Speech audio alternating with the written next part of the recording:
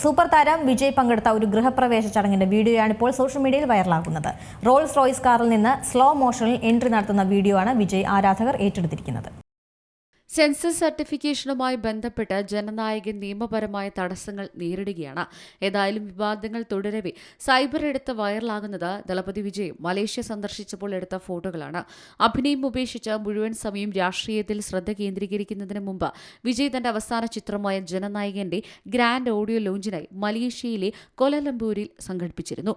ചിത്രത്തിന്റെ സംവിധായകൻ എച്ച് വിനോദ്, സംഗീത സംവിധായകൻ അനിരുദ്ധ് രവിചന്ദർ, നായിക പൂജ ഹെഗ്ഡെ എന്നിവരും മറ്റ് അഭിനേതാക്കളും അണിയറ പ്രവർത്തകരും അദ്ദേഹത്തോടൊപ്പം വന്നുണ്ടായിരുന്നു.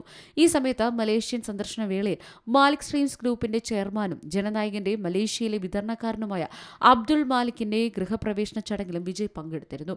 ഇതിന്റെ വീഡിയോ മാലിക് സമൂഹ മാധ്യമത്തിൽ പങ്കുവച്ചത് കഴിഞ്ഞ ദിവസം മാത്രമാണ്. കോടികൾ ചെലവഴിച്ചാണ് മാലിക് ഈ ആഡംബര വസതി പണി കഴിച്ചിരിക്കുന്നത്. Entertainment desk, Zee Malayalam news. ഏറ്റവും പുതിയ വാർത്തകളും വിശേഷങ്ങളും വിരൽത്തുമ്പിലറിയാൻ സി മലയാളം ന്യൂസ് എല്ലാ ഡിജിറ്റൽ പ്ലാറ്റ്ഫോമുകളിലും ലഭ്യം.